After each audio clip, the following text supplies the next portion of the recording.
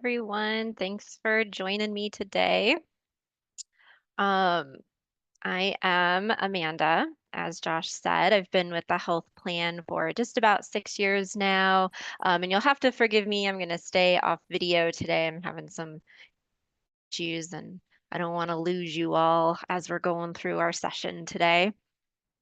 If you are not familiar with our health coaching team, we offer complimentary health coaching to benefits eligible faculty and staff, as well as any adults over 18 on the medical plan with an employee. And we talk about all sorts of health and wellness topics in coaching. The goals people work on are chosen by them based on what feels important to their own sense of health and well-being. But one thing I can guarantee will come up in coaching is the topic of motivation. Many of our health goals are long-term efforts. I often say they're efforts that don't have a finish line, right? They're lifestyle changes that once we get them going, we usually want to continue them forever. So today's webinar is really going to be trying to answer that question. How do we keep wanting to do something that really never ends? Now, as we'll see as we go through the webinar, that motivation shows up in a lot of different ways. There's a lot of different ways to work on it. I want to start giving you all a chance to reflect on where you're at with this topic. And I thought maybe we could start with a chat and just kind of see where the group is at with what you know about motivation. So if you're willing to share, I'd love to hear what motivation means to you. What does that word mean to you? You could also share how you know you're feeling motivated to do something. Maybe what you think or what you feel when you say, I'm feeling motivated. And if you want to share your chat with everyone, just make sure that to field says everyone. They're starting to come in here, Amanda. We have high levels of Nice. energy. When I'm feeling motivated, I'm a bit more focused, Mm, taking action, yep. want to do something. Beautiful. Yeah. Initial catalyst of energy to get going, the initial hump, the drive to accomplish, excited to act on a goal, not procrastinating, optimistic and productive, an urge, focused. Okay, so some really good words coming in here, right? Um, and you can see there's this, I think the word energy really sums it up, right? There's like that little bit of gumption we have, right? That urge to do. And there's generally a pleasantness as well. And that alignment of that focus or intention with the action.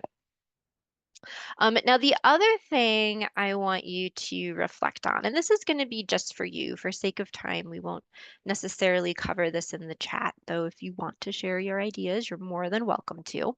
But what I really want you all to think about for yourselves is kind of take yourself back to a time when you felt really motivated to do something.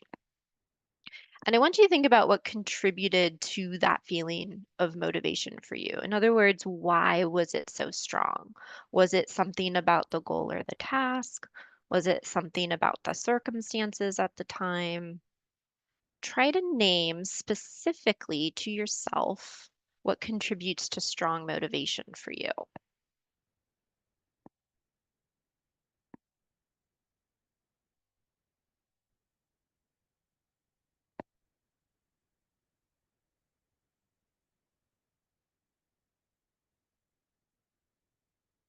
I'm going to encourage you to think about the other side of this coin too, right? So think back to a time where maybe you wanted to do something or needed to do something, but you did not feel motivated. You might have been saying things like, ugh, I just don't have it in me today. I need to do it, but I can't. Or maybe it was showing up as simple as that, like, I'll do it tomorrow. So reflect back on that time and just think about what was getting in the way of motivation. Like, how was that experience maybe different from the previous one? And again, try to name some specifics for yourself.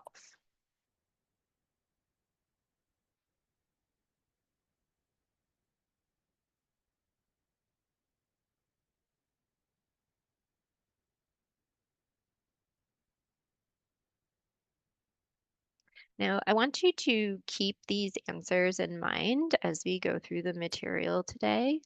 My hope is that by the end of this session, we'll have done a pretty deep dive into what contributes to both of these scenarios. And I hope that each of you will leave with a little more clarity around what motivates you.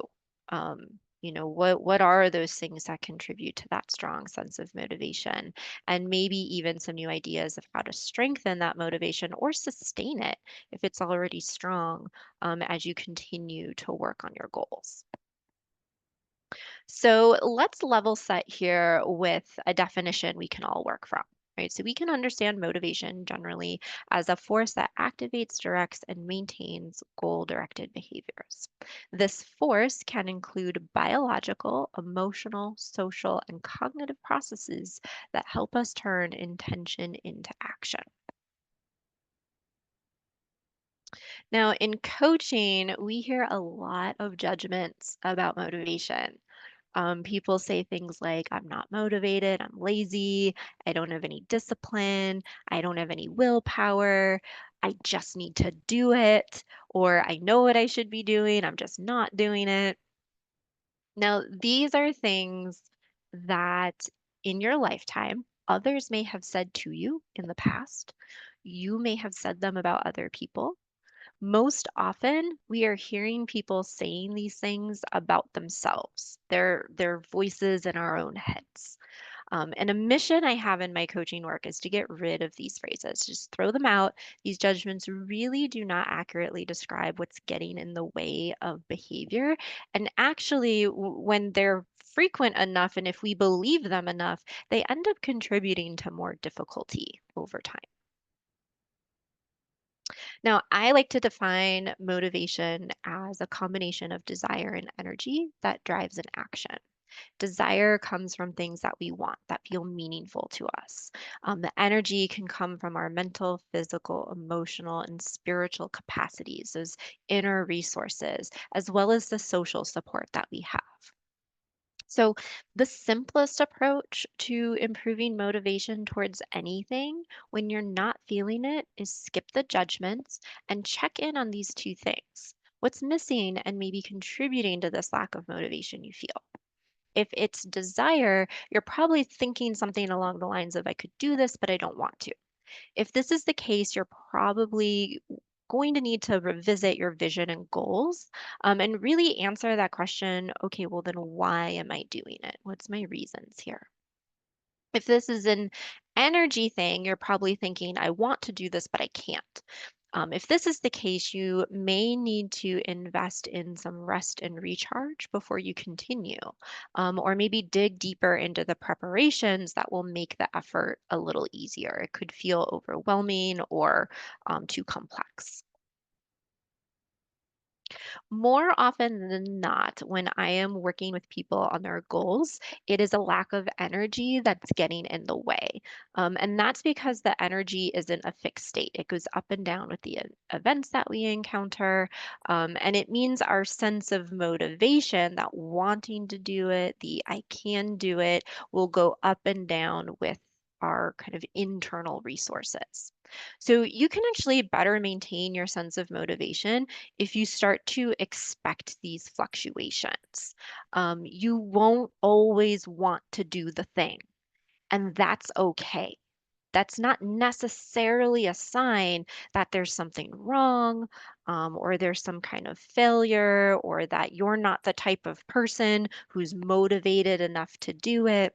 Usually, again, those things are not true. If they are feeling true, there's probably something bigger behind it, that when we do a little problem solving, that barrier reduction can start getting you feeling a lot better about what's possible. If we start believing those judgments, if we expect that motivation is going to be 100% consistent, once we get it, we never lose it, those are going to be some of those unrealistic expectations that ultimately are going to hinder motivation over time. Now, I want to start breaking this down into different types of motivation. If you've ever worked with me in other groups or in coaching, you know I love a little bit of nuance. So let's look at the two types of motivation that most people are familiar with, intrinsic and extrinsic. Intrinsic means coming from within. It's that drive to do something because you find it enjoyable, interesting, satisfying. This will be high when we have a strong sense of autonomy, meaning we feel like we're in charge of our choices and actions. We feel capable to make the effort required, right? We have the competence or the skills needed to do the thing. We believe our efforts will lead to our desired results. And we have a sense of connection and belonging with others. That could be through support, connection to a group, connection to values or relationships that are meaningful.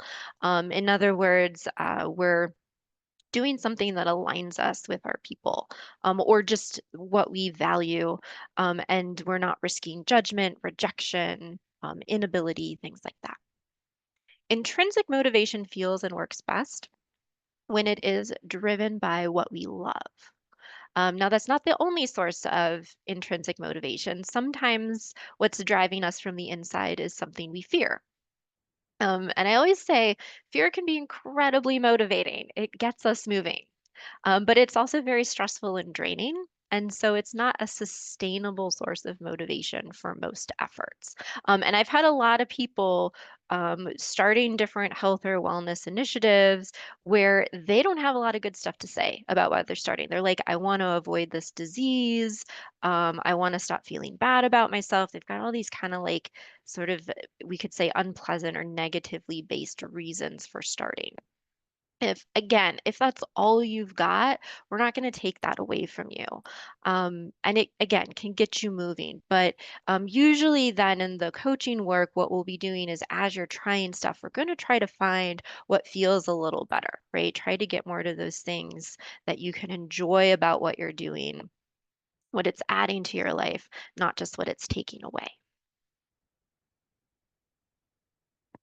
The other type of motivation is extrinsic or from outside ourselves. So this could be people, places, things, values from culture or society, which maybe align with our own or maybe they're different than what we consider our personal values.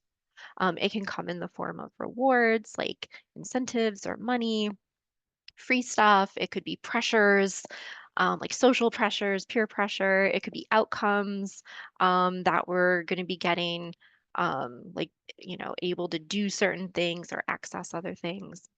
And this is all maybe in addition to or instead of your own personal enjoyment. Now, what's interesting is this is a source of motivation we all experience. But in my work over the years, when I'm talking to people about their source of motivation, what I've noticed is we sometimes place value judgments on these two, where intrinsic, whether overtly or kind of subvertly, is considered to be better or more important or evolved than the extrinsic motivation, right? If extrinsic's all we got, we start feeling bad about that. Um, Now, there is some evidence that intrinsic motivation is more sustainable long term and reliable through challenges, but we shouldn't discount the role that extrinsic motivators play. Sometimes, again, these are the things that get us started, or they give us that little boost of our kind of mid effort when maybe the internal experience, we're starting to feel a bit tedious with things, but we get a little gain out there that makes us want to keep going. There's actually four types of extrinsic motivation. They vary in degrees of autonomy. And so I just want you thinking about like, which ones do you use? Where do you kind of fall in the spectrum and how are they working for you? So the first one is external regulation. In its purest form, it's motivation that relies on external rewards, punishment, or obligation. That's what drives behavior. When mixed with other sources, especially those rewards, it can make efforts really fun. But the risk is if this is the only source, once that external thing is removed, the behavior might stop. Right. So this is kind of like what we'll see is folks can get really motivated by earning their quarterly incentive points, but once they hit their max level, suddenly they stop doing all the things because they're like, yeah, I'm done. I'll wait till next month. Introjected regulation. is acting to avoid something negative, like guilt, anxiety, judgment from self or others. This is that fear-based motivation that I was talking about. Again, it can get us moving, but it's more likely to lead to burnout if this is all we have. Identified regulation is doing a behavior even though you don't like it, but you think it's important. So you recognize it's valuable even if it's not enjoyable, and you end up doing it anyway. And then integrated regulation is where the behavior is important for both external and internal reasons. There might be an external reward or pressure, but it aligns with your personal values. And so it starts to get closest to that intrinsic motivation we were talking about before. Again, all of these types have their place and their pros and cons. These external ones complement our internal motivation. And I just want you thinking about which one do you rely on most? Does it vary by the activity or goal? And is it actually working for you? Now let's talk a little bit about rewards. We know rewards matter for motivation. It's whether they're coming from inside or outside. Getting stuff we like helps us do more of the things. We probably need both a mix of internal and external rewards. But exactly what reward is going to make the difference for you, only you can determine what's meaningful, right? And so if you think about even our wellness program here at OSU, there's lots of different ways you can engage. There's different types of rewards you can get. Very simply, yes, you can earn incentive points and even some HRA money, but there's a myriad of ways you can use some of this stuff. Now, this list here on this slide is just a general list of rewards. So if you haven't thought about what are the ones that work for you, maybe this can inspire a little creativity. You can think about which ones you're currently using, maybe which ones you want to try more of, just to see how that impacts your motivation towards any type of effort. You also want to think about, again, it's really what's going to encourage more of the behavior I want to perform. Generally, the positive reinforcement, which is where we add something pleasant to a behavior we want more of to increase its frequency, generally that works best. It's less stressful when we enjoy what we're doing and we're getting good benefits from it. We naturally want to do it more. All those biological, social, cognitive, and emotional things kind of align. And that's kind of a magic recipe for a lot of us. Now, I've definitely worked with some people whose motivation responds better to what we can call punishment or consequences, um, where an unpleasant stimulus is attached to a behavior they want to stop. So, all I want you considering here is like, which camp are you in? Are you both? Are you more one or the other? Are you designing your motivation strategies to actually work with what nudges you towards the behavior you want? Now, these punishments don't have to be harsh. I have a couple examples on this slide. So, for example, someone who is trying to like stop overeating and snacking and sweets and things like that. If they felt like they were overeating, they said they were going to log their food, and they absolutely hated logging their food. So that was just enough of a consequence to make them think twice before eating. Or someone else who, if they didn't follow through on their workout, they had to put money in a savings jar. Now that was helping with a savings goal they had, but it also meant less cash for the week, which was a little hard. So um, again, it can actually be a punishment can be supportive of your goals. It's really about what's going to help you pause and really think about, am I doing or not doing what aligns with my intentions here? When in time your reward or consequence occurs matters too. If we're gonna add true enjoyment and build behaviors into automatic habits, we need a pleasant reward occurring during or immediately after an action is performed. There's nothing wrong with having long-term things to look forward to, but it's that immediate pleasantness that helps rewire the brain toward expecting good things with the action.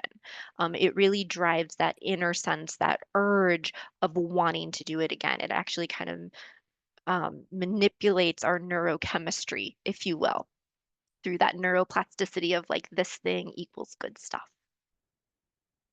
Now, BJ Fogg, he's an author and a researcher who studies habits. He found that our own positive emotional experiences are great immediate rewards. This is that like intrinsic motivation. And feeling successful is the one emotion he called out as especially helpful to focus on in habit building. And that's really good for motivation as well. Because when we feel successful, we believe we can do it, we get good results, and we're more likely to keep going. He talks about celebrating your success in a concrete way and not just celebrating outcomes, though those are important. This means celebrating the small steps taken every single time your thinking or your movement or your action moves towards that goal, that intention. Even if it's nearly imperceptible, any small movement towards it gets celebrated. Um, this is a great way to actually generate and recharge that internal motivation. Acknowledge yourself for what's going well. See all the little tiny ways you're making this effort and doing things maybe a little differently than the day before. If our mind is focusing too much on what's not getting done, what we haven't achieved yet, what's been challenging, that's going to feel stressful. It's going to drain our energy. It's going to drain our motivation. Now, when we were talking about desire, right? I said sometimes if we're lacking in that department, we may need to revisit the vision or goal. And this slide actually relates to what we're talking about with success too. So if you're aiming for a particular target and you are regularly feeling defeated and discouraged, your motivation will probably go down. Um, so sometimes what type of goal we're focusing on is what's actually discouraging us, right? So, if, for example, with a lot of health goals, if we're only focusing on the long term outcome, especially if we're just starting out, those probably feel really far away. All we're seeing is this thing we want and how we're not there yet. Now, we need outcomes in mind to inform our purpose, our reasons for making the effort. We might need some performance benchmarks along the way, kind of measurable, medium, or long term things that help us mark our progress. But it's the daily and weekly actions that lie within our learning and our behavior change that kind of make the movement happen, right? That's how we actually start working towards that long term outcome. So, this is all here to just get you thinking about these different points of where to look at your effort and learn to shift your focus, right? So, if the daily grind is starting to get you down, zoom out to your bigger picture. If the bigger picture is feeling overwhelming, learn to zoom into just today's steps. And when you're feeling that lack of motivation, kind of notice where you've been focusing. Are you in need of a perspective switch to shake things up?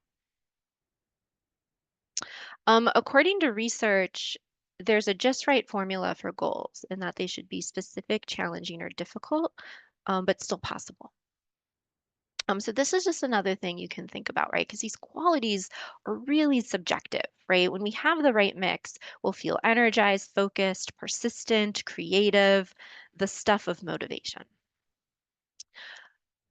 If you are feeling that lack of motivation, you might want to run your goals through these qualities. Does it fit the formula? Do you need to scale your goal up to make it a little more challenging, a little more novel? Or do you need to scale it down because it's feeling a little overwhelming? You can also think about where you are in the stage of change. These kind of go from not thinking about it at all to preparing for it to maintaining it over time. I've actually got on this slide an example of what goals can look like in each stage. What happens is in our culture, we're very action oriented. So as soon as we have an idea and we feel motivated to do something, we jump right from contemplation to action and we rush through preparation. So, if we're feeling that lack of motivation, it could be because we missed some things in a stage that would have made the action phase a little easier, right? So you might want to think about, where am I at? Am I actually aiming to do things that are reasonable and appropriate for my stage, or am I skipping steps? And I have this nice little chart here that you can use to kind of determine what stage am I in, right? And it really determines based on how important something is to you and how confident that you are. That confidence and capability is really important. You can also think about what zone you're in. This is very related to what we've been talking about, right? Am I in a performance or a learning zone? Performance is all about mastery and growth and kind of being the best you can be. Learning is where you're making mistakes, you're problem solving, you're probably making a much harder effort. We, especially when we're starting out, probably spend a lot more time in learning than performance. But in any effort, we're always going back and forth between the two. When we're feeling unmotivated, sometimes what's happening is we're expecting performance level output all the time. We want mastery, perfection, that 100% consistency. We will get discouraged though when we don't actually show up to our efforts that way because it's a little unrealistic. Stuff happens, schedules change, we don't feel well some days.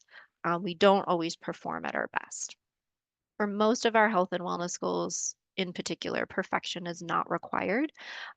So just kind of thinking about where you're at can help you kind of align what you're expecting of yourself each day with what is realistic for that day or what the moment needs. Maybe you don't need to perform every day, but you can learn or grow or just maintain is still appropriate. And I'll run through these last things kind of quick because I know we're short on time here. There's some things to know about motivation style too. And this is, are you more driven by an importance-based system of motivation or an interest-based motivation system? Anyone who has any type of neurodivergent quality is probably well familiar with the interest-based motivation. It tends to be more prevalent for folks there, but we all have a little bit of both. And this really is just what really captures your attention, what energizes you towards this action that you want to perform. I've got this handy little guide here of when importance isn't enough, right? It doesn't mean you don't care about it. It doesn't mean it's not important to you. But if your nervous system doesn't generate that inner energy, those inner conditions that turn into focused attention and action, you might need some other stuff wrapped around that importance, like emotion regulation, a little bit of gamification, accountability, more breaks, or maybe more time for hyper focus, like whatever it is that gets you going. I really like to just mention to folks that there's not one way to approach this, and it's really behooves us to figure out what works for each of us. And finally, just a couple of things about willpower. I'm going to have to go through this kind of quickly because I know I'm at my time here, but sometimes we relate willpower with motivation. Like if we're not feeling motivated, we should just do it anyway, right? Just push through. And that might work.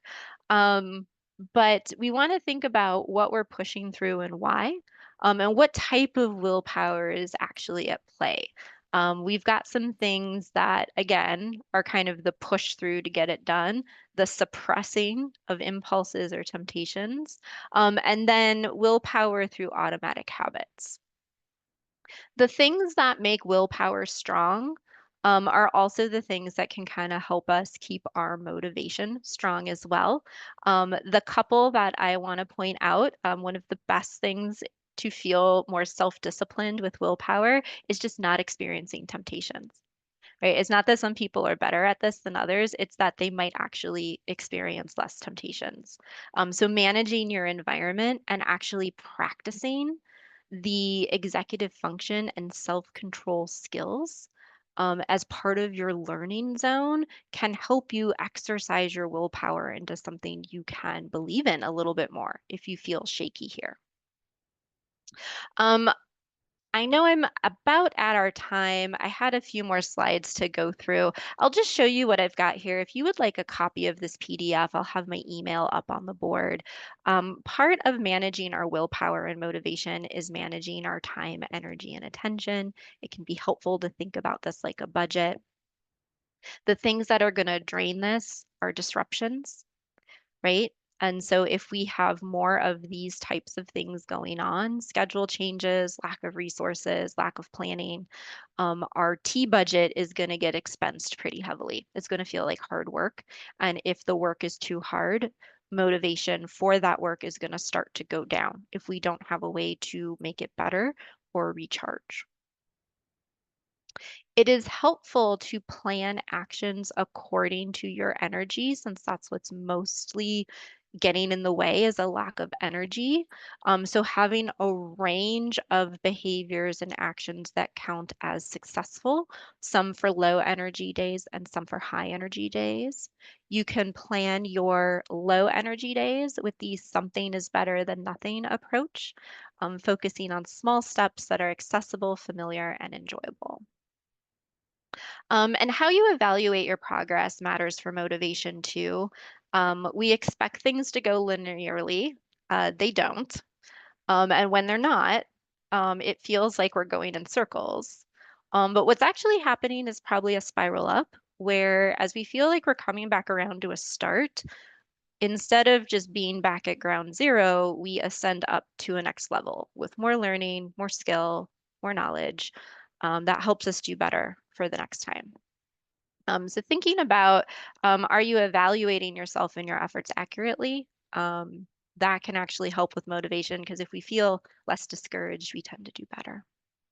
Some things to think about if you do need to re-engage with a plan. And if it's really troublesome, don't be afraid to reach out for help, right? There are some experts that can be a vehicle towards getting through a tough moment. You don't have to do every effort alone. So I'm sorry I had to rush through the end there. I always have way more to talk about. Again, if you'd like a copy of the slides, you can email me. My email address is amanda.fox@osumc.edu. If folks have another minute to stay on, I will take a look at the chat and answer any questions or take any of your comments about what you liked.